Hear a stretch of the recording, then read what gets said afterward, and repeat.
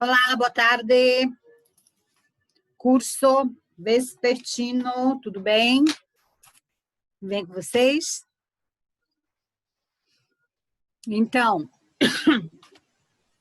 vamos continuar nossos estudos sobre Renascimento e vamos analisar hoje a Mona Lisa, não é? Porque nós tínhamos analisado a Primavera do Botticelli e a Mona Lisa.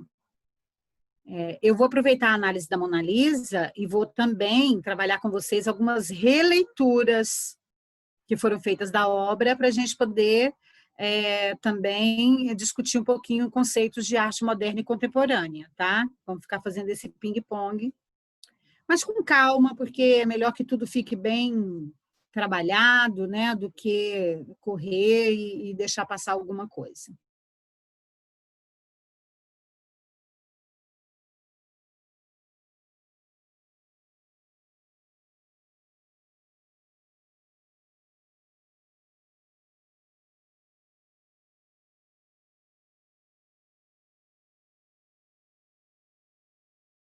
Renascentista, não é? Inclusive, eu os coloquei aqui de novo, ó, vou colocar só para fazer um feedbackzinho rápido para a gente se situar, tá? Mas esses conceitos estão naquela aula que está disponibilizada pelo colégio, tá? Na plataforma do colégio, aquela aula gigantesca, está tudo lá. Então, lembrando que o movimento renascentista ele faz parte de um conjunto de mudanças que ocorrem na Europa nos séculos XV e XVI, final do XIV, XV.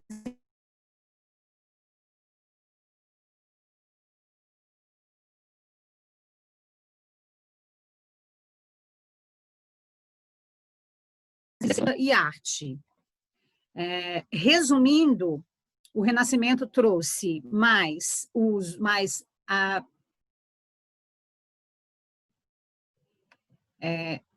resumindo, o Renascimento trouxe racionalidade, quer dizer, o uso e a valorização da ciência, né, na produção artística, da matemática, da física, da geometria, da biologia, né, com a anatomia, principalmente, da botânica, né?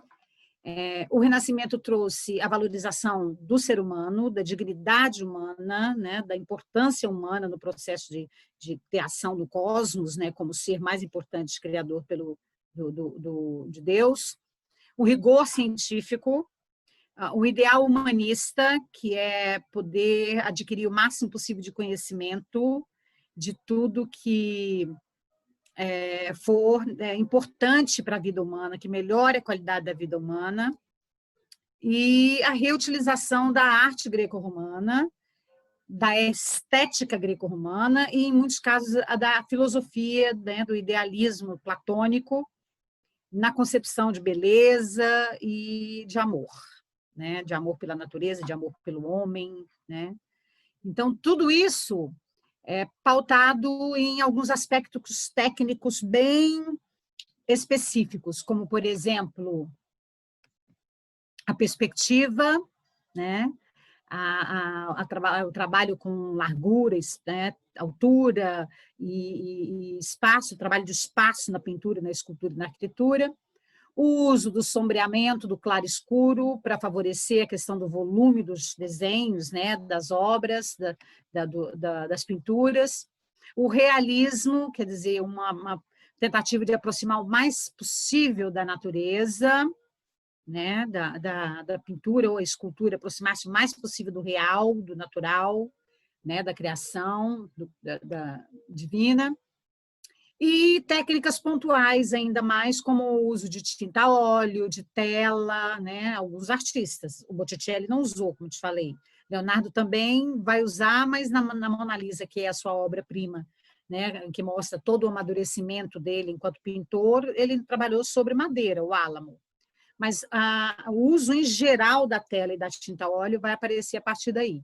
A escultura e a pintura vão se libertar da arquitetura, não vão existir só atreladas aos edifícios arquitetônicos, e os artistas vão desenvolver estilos próprios, ter mais liberdade, individualidade nos seus estilos, né? Então, esses são os pontos importantes. Indo direto, então, para a musa, deusa das artes, né?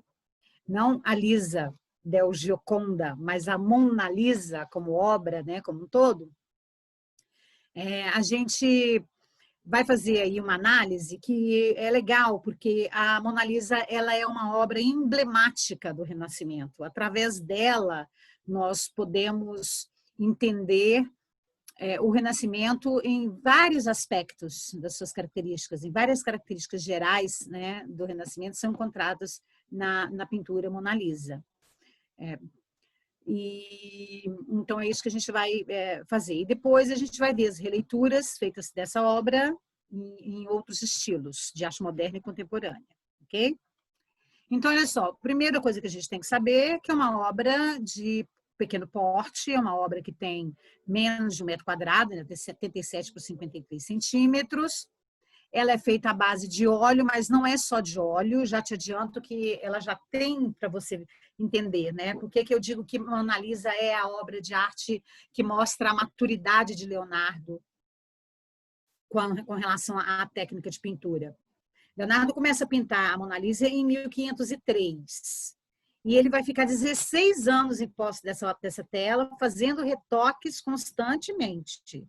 De 1503 a 1505, ele praticamente define o modelo, a partir da figura da Lisa del Giocondo, né, que é esta mulher representada aí, né, esposa do Francesco del Giocondo, que era um comerciante muito próspero, que havia enriquecido com o comércio de lã em Florença, e fornecia tecidos em geral para os Médicis, né? Você vê que não era pouca coisa, porque os Médicis são um grupo familiar importantíssimo e riquíssimo de Florença, e ele veio crescendo, né, economicamente, e aí, quando a esposa dele faleceu, 8 meses depois, ele conheceu a Lisa, de 15 anos de idade.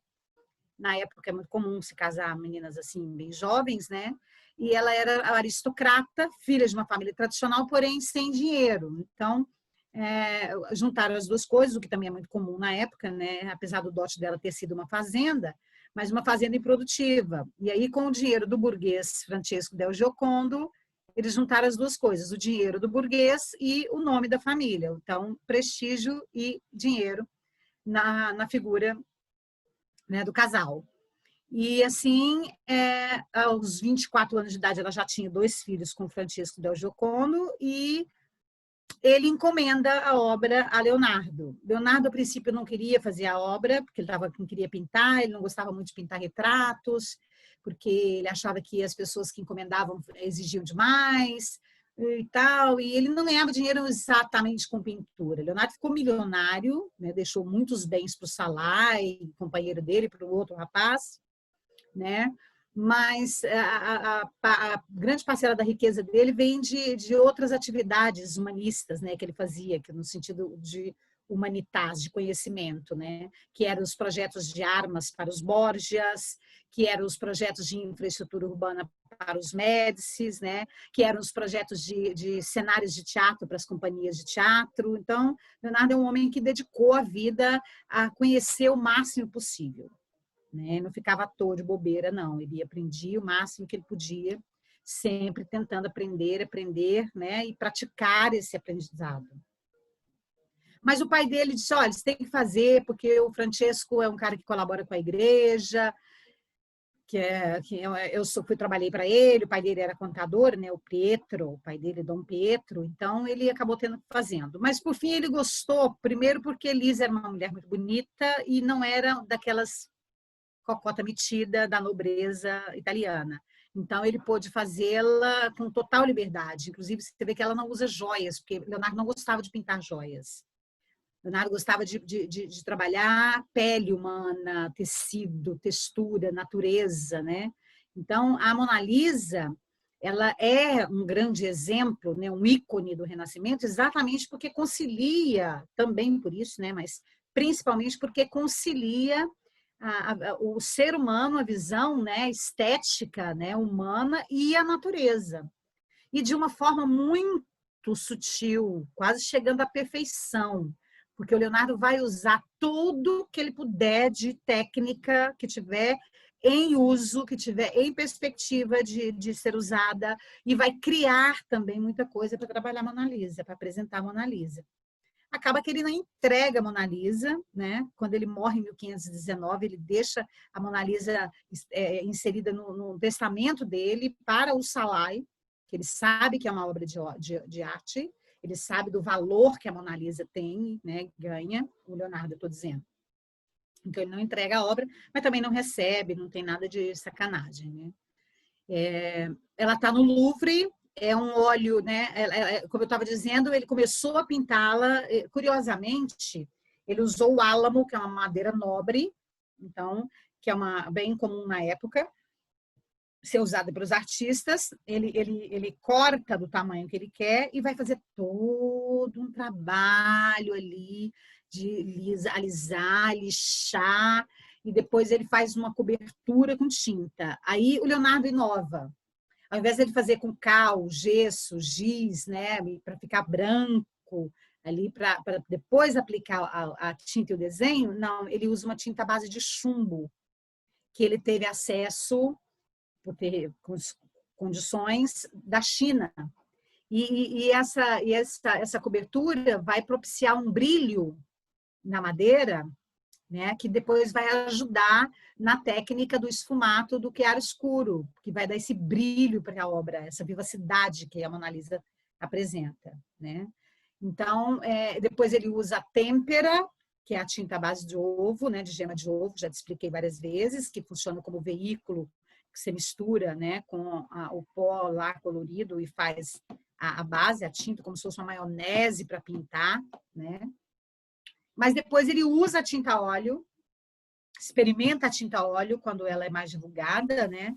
E então a Mona Lisa passa por todas essas técnicas, né?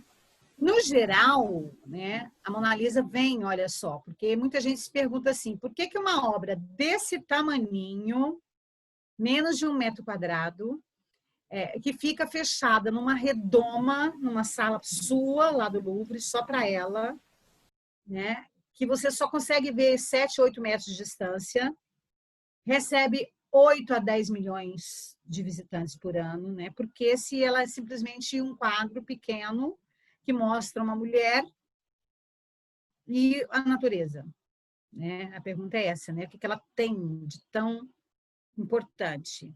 Né? Essa é a foto, é uma foto até muito interessante, porque é muito raro você conseguir a foto tão de perto da Mona Lisa e sem as pessoas, né? Ela fica numa redoma, né? Então ela fica num lugar aclimatado, né? Perfeitamente aclimatado, para que ela não sofra desgaste do tempo e do gás carbônico, do oxigênio.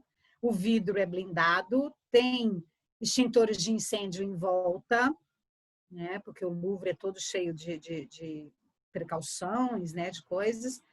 Tem uma plataforma aqui de madeira que distancia as pessoas e tem mais uma faixa. Então, né, às vezes as pessoas menos desavisadas, que não estudaram, não sabem, falam por que tanto cuidado, por que tanto valor, né? Então, a resposta não é uma resposta porque é bonita, né? Primeiro que ela sofreu vários ataques de vandalismo, né? Primeiro, ela foi roubada pelo Napoleão em 1804, no ano em que ele foi coroado imperador. Então, ele tirou a Mona Lisa lá de onde ela estava, no museu na Itália, e levou para a França, para Versalhes. Depois acabou a era napoleônica, passou um tempo, em 1911, ela estava no Louvre, foi roubada. O pintor Apollinaire, é Apollinaire que escreve, né? Apollinaire, depois eu corrijo. E o pintor Pablo Picasso foram acusados. Mas depois descobriu-se que foi um funcionário do Louvre mesmo. Entre 1911 e 1956, teve a invasão, teve a Segunda Guerra Mundial, teve a Primeira, a Segunda Guerra Mundial, e durante a Segunda Guerra Mundial, a Alemanha invadiu a França, o Hitler invadiu Paris. E ele tinha dito que ele destruiria Paris, né? Então, a Mona Lisa teve que sair correndo. A Mona Lisa e várias outras obras, ela foi empacotada, essa aqui é uma foto da época, ó. Ela foi empacotada e foi escondida nos porões de uma fazenda, porque todo mundo sabia, tinha certeza que o Hitler ele ia fazer o limpa lá nas obras clássicas, neoclássicas, renascentistas, que era o estilo preferido dele, né? E ele fez mesmo.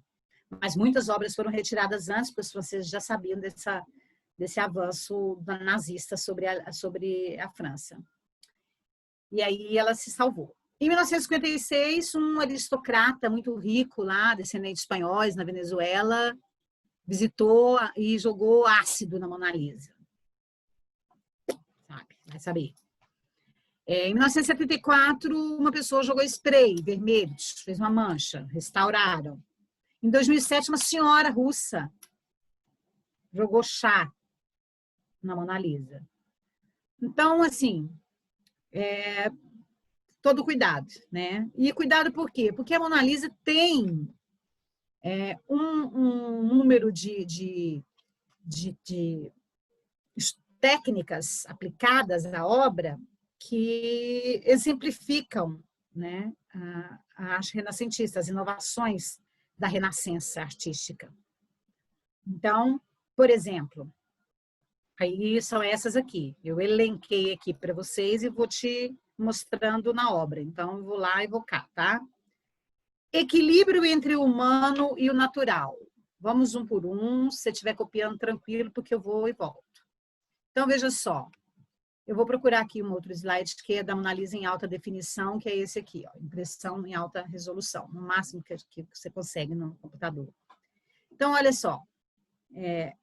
Aqui você tem uma mulher e a natureza, né? E veja que há um trabalho de perspectiva, né? Do Leonardo em relação à mulher no primeiro plano, a Lisa, Del Gioconda, e a natureza é muito cuidadoso, porque esta justaposição de uma figura sobre um fundo, usando perspectiva e usando a ilusão de ótica, né, que a gente naturalmente tem como ser humano, é muito difícil. E era uma obsessão de Leonardo, e para ele era o que era mais importante num quadro, bidimensional como todo quadro, só tem altura e largura. Né? Dar essa ideia de tridimensionalidade só era possível com estudos de ótica, que o Leonardo fez. Só era possível com os estudos de sombreamento, que ele fez. Né?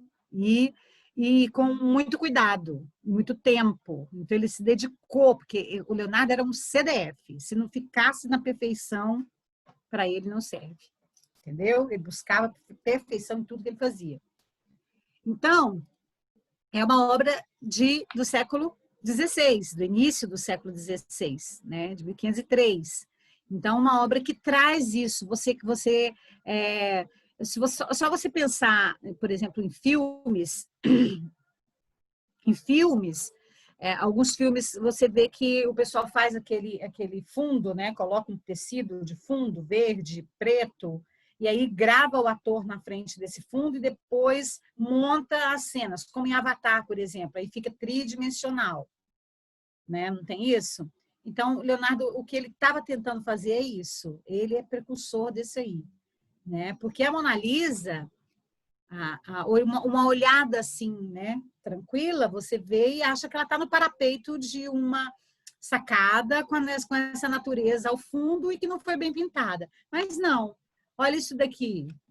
Isso aqui te mostra como que a Mona Lisa foi concebida enquanto composição artística. Né? O Leonardo pediu a Lisa que se sentasse em uma cadeira, né? E que se virasse levemente, naturalmente, um pouco para trás, né? E ela estava na frente do balcão da sua loja. da loja do marido. Então, aquele fundo ali de natureza não existe. Entendeu? Então, primeiro ele pinta a modelo com a mão sobre uma cadeira, com o rosto levemente de lado, e depois ele põe o fundo. E aí que vem a mestria do Leonardo. Aí que vem o conhecimento de perspectiva, de sombreamento, né? Para poder causar um impacto muito pequeno nessa justa posição. E a figura não parecer que está chapada. Entendeu? Então, é aí que está. Essa cena aqui foi uma cena criada em computação, legal, ela inclusive aparece aqui muito séria, né? Porque o Jorge Vasari e outras pessoas dão testemunho de que o Leonardo, na hora que ele fazia o desenho, enquanto ele estava preparando o desenho, em que a Lisa pousava, né, para ele, ele contratava banda, gente para fazê-la rir, porque ele queria mais naturalidade da juventude do rosto dela, né? E não uma tensão que é normalmente como a gente fica quando a gente está assim diante de um fotógrafo ou de um pintor, né? Então, essa questão para o Leonardo é mais do que uma questão técnica, uma questão filosófica, humanista mesmo, né? De integrar o homem, a figura humana e a natureza. A outra questão técnica é o esfumato. O esfumato é justamente essa capacidade que o Leonardo desenvolveu, que essa técnica é dele, de usar tinta de forma difusa para poder quebrar essa diferença que existe, né, da roupa, né, da linha do contorno da mulher, né, da Lisa, com o fundo. Então, Leonardo usava, além de pincéis especiais que ele fabricava, ele usava a sua própria mão, né, para poder fazer um efeito de fumaça, de transparência, daí esfumato, né? E aqui, né, eu estou te mostrando duas obras, as duas são do Leonardo, só que essa é de 1475, quando ele tinha aí, ele nasceu em 1452, 53, 52. Então, ele tinha 20 anos, né? Não tinha 20 anos. Então, ele pinta essa mulher chamada Ginevra de Bente, né? Ou de Bence, que era uma menina, uma moça que era bastante doente, tanto que ela morre bem jovem. Ela é bem pálida, as mulheres tinham doenças hormonais, né? Problemas sérios às vezes, e não se sabia nada disso, porque não se estudava essa questão ainda, né? Então, ela era uma menina fraca, anêmica, e o quadro foi encomendado, né? E ela foi pintada. E aí, curiosamente, né, você vê que o Leonardo já usa aqui, ó, os efeitos do brilho no cabelo dela. Tá vendo? Né? Que muda de acordo com o olhar da gente. Né? Ele gostava muito de fazer cachinhos dourados, ele tinha cachos dourados, né? E ele faz um jogo de sombreamento aqui com essas árvores, com essa planta, né? Interessante, ó, ele faz esse trabalho. E também uma perspectiva, a natureza ao fundo, mas o que marca muito é a expressão dela, né? A expressão de um olhar parado, distante, desfocado, né? Mas, se bem que Leonardo já vai usar aqui, né, um esforço muito grande em retratar os sentimentos e as emoções através da pintura e do olhar. Os olhos são as janelas da alma, como diz o poeta, né? O Leonardo, ele é bem um exemplo disso. Se você conseguir aí colocar um papel à frente e te dar essa parte, isolar essa parte do rosto e olhar bem nos olhos, em cada olho, você vai ter a sensação de ela estar te olhando. E você vai, com certeza, sentir esse distanciamento, essa frieza, essa mácula, né? E essa coisa dela ser uma menina amargurada, né? Mas ainda você vê cores ainda se chocando. Aqui, na Mona Lisa, você percebe que Leonardo muda completamente. Ele capta a vivacidade, a juventude, a saúde e a beleza da pele, né, da Lisa de uma forma muito mais segura e muito mais trabalhosa, né? E até a própria mudança de tons, de sombreamento aqui, ele já trabalha de uma forma muito mais amadurecida, né? Então, aqui ele usa a técnica do esfumato. Eu vou te mostrar aqui, ó. Você sabe, dá para você perceber que todo mundo sabe que a Mona Lisa usa um lenço, né?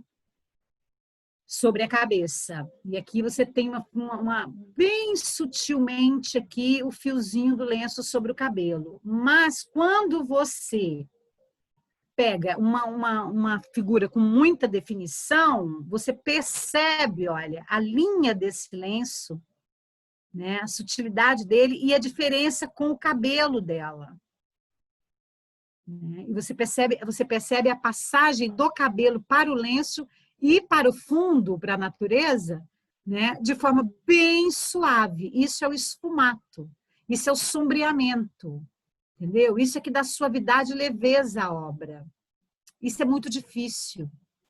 Isso aqui envolve uma outra técnica que chama velatura. O que é velatura? Velatura é quando você usa a tinta dissolvida de forma bem leve no óleo. Então, é quando você usa um verniz. Todo mundo que deve conhecer verniz, né? Que é usado para cobrir móveis, parede, né? Que não tira a cor, né? Mas que dá o brilho. Então, essa técnica não é do Leonardo, mas ele aprimora e aplica essa técnica, né? Com muito rigor. Então, dando esse brilho. Quando a gente olha a Mona Lisa e aqui, ó, tá vendo? Com outra cor, você percebe também. Mas quando você vê a Mona Lisa e amplia, eu não vou colocar o movimento aqui, que quando a gente coloca o movimento fica ruim, trava, tá? Mas quando você dá o zoom na natureza que está atrás dela, né, você vê rochedos pintados com extremo rigor, né? As rochas, você vê o serpentear do rio, né? Mesmo as mais distantes, incluindo esse daqui, que você vê transparecer através do véu, lá naquela imagem que eu te mostrei. Cadê? Através do véu você vê a natureza, o que é uma tentativa de naturalismo, né? Porque quando a gente pega um véu transparente, põe no rosto, a noiva coloca, você vê o rosto dela, só que nublado, né? Ali aquele esfumaçado, você não vê os detalhes, né? E tanto que o uso desses véus em noivado, né? Quando o noivo tira o véu, ele desnuda a noiva, é bem simbólico, né? É bem simbólico, é um gesto de ver claramente, de ter, né, a presença clara daquela que foi a prometida, né, que estava fora do meio dele, né, que agora pertence a ele. Sim, no sentido simbólico clássico, né? Então, a velatura e o esfumato possibilitaram a Leonardo isso. Além do que também, né? Agora eu vou falar duas coisas importantes. Se você observar direitinho, você vai ver que toda a paisagem que ele fez, né? Todas as curvas do rio, tudo converge para ela, para a Mona Lisa. Entendeu? Tudo termina perspectivamente nela. Ó. Um rio que começa lá na frente, aqui ele vem serpenteando, termina na Mona Lisa.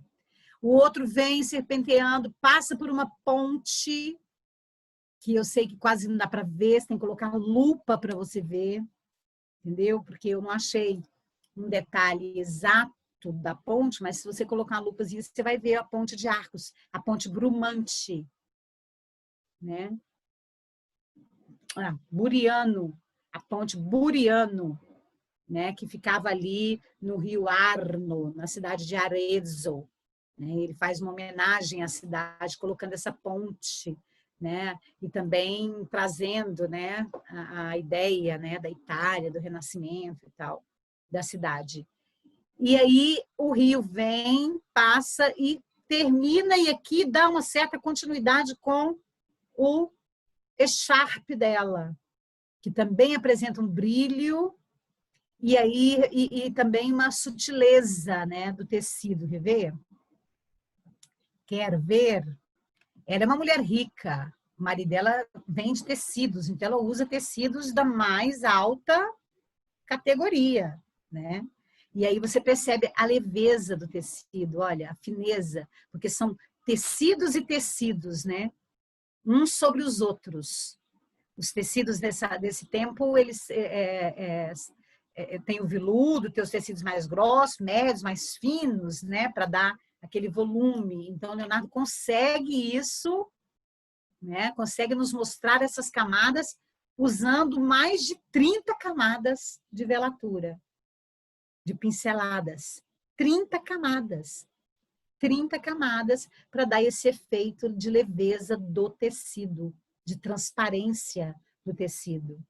Ela não usa colares, como eu disse, Leonardo não gostava de pintar joias, né? Mas ele faz aqui um detalhe do viés em fios de ouro, né? Anatomicamente, ó, perfeitamente, simetricamente colocados, como se fossem bordados, né, de fios de ouro, de fios dourados sobre o vestido. E os cabelos dela, né, olha os fios, que naturalidade. Olha como são naturais, olha para o meu, olha como é igual, olha, né? Então, e quando o tecido pesa e não tem esse lenço, né, ele coloca aqui as dobras, olha só, com naturalidade também, que é o veludo. Sem contar essas mãos belas, né, suaves, meio gordinhas, porque a mulher renascentista bela é a mulher gordinha, que come bem, não a esquálida escrava moderna, né, lá da África, né? É essa aqui, ó. Você viu lá, né, no que te falei na outra aula sobre a forma em S do corpo da Afrodite, né? Outra coisa que a velatura e o esfumato proporcionam, o claro e escuro, é essa questão do olhar, que é o mistério do Leonardo, né? Que a gente chama de efeito Leonardo, efeito Mona Lisa, né?